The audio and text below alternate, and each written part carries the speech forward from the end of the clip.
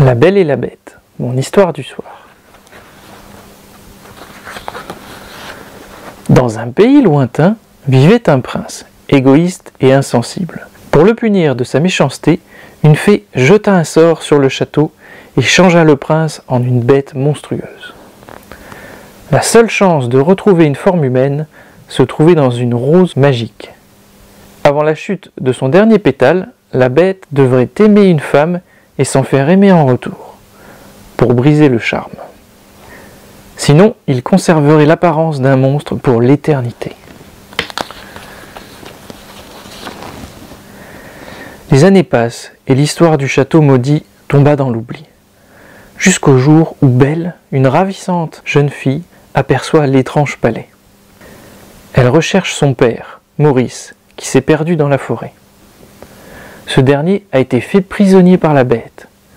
Elle le retrouve enfermé au cachot et propose à la bête d'échanger leur place. Réalisant qu'il s'agit peut-être de sa seule chance de rompre le sort, la bête accepte l'accord. Cependant, Belle est effrayée par la bête et son comportement capricieux n'arrange rien. Heureusement, les habitants du château, transformés en drôles d'objets animés, la réconfortent et la divertissent. Un jour, alors que Belle prend la fuite et se fait attaquer par des loups, la bête vient à son secours et la sauve au péril de sa vie.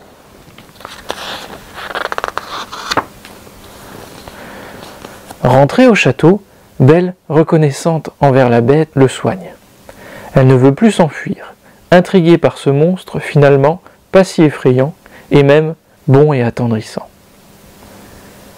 De balade dans le parc en lecture, devant la cheminée, un lien fort se tisse entre les deux personnages. Malheureusement, Maurice, le père de Belle, tombe gravement malade. La bête libère Belle de sa promesse et la laisse rentrer chez elle pour prendre soin de lui. Belle raconte à son père le récit de son séjour avec la bête et la transformation de son hôte. Soudain, Gaston, un jeune homme prétentieux et amoureux de Belle, frappe à la porte.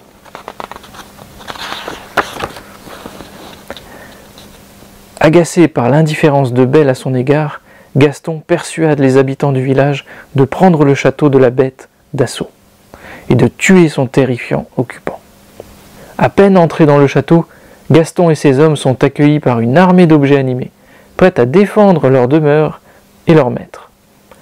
Profitant de la confusion, Gaston s'échappe pour traquer la bête.